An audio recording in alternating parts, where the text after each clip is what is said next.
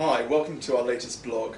And I'm going to talk today about one of the areas that in the UK is supposedly a complete disaster, which is the consumer and consumer-facing stocks. And if anyone was around the UK before Christmas, they would have seen snow piled up in the streets. They would have read headlines about VAT increasing. They would have also seen stories about unemployment and the structural pressure of government austerity. And they would have thought that surely any sort of companies which are focused on the UK consumer and on their disposable income must be a very bad idea indeed.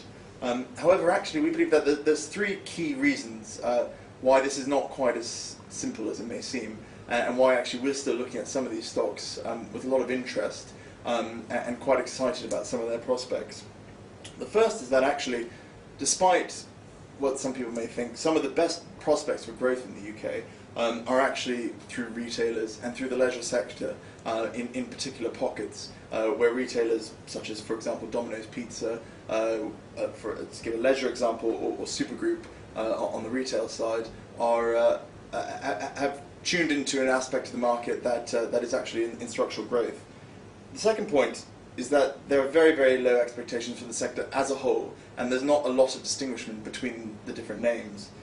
This means that whilst there are some high street retailers who are in structural decline, the assumptions are that the entire sector is going to perform very, very poorly. And if you combine these two together, individual pockets of growth with very low expectations, there's quite a lot of potential for surprise on the upside. And I think this is what we found over the Christmas period in a number of names that we look at, where even though they may have still seen a negative impact from the snow, because they are best-in-breed companies, they actually still perform very, very strongly. And you see this, for instance, as I mentioned, Domino's Pizza, Cineworld, which are both positions which we own, as well as other companies with the restaurant group, even Next, a retailer. And the final one that again I've mentioned, but I'll just pick up on, is Supergroup, which saw a 6% hit to its sales because of the snow. They had to close a number of shops, which sounds pretty bad.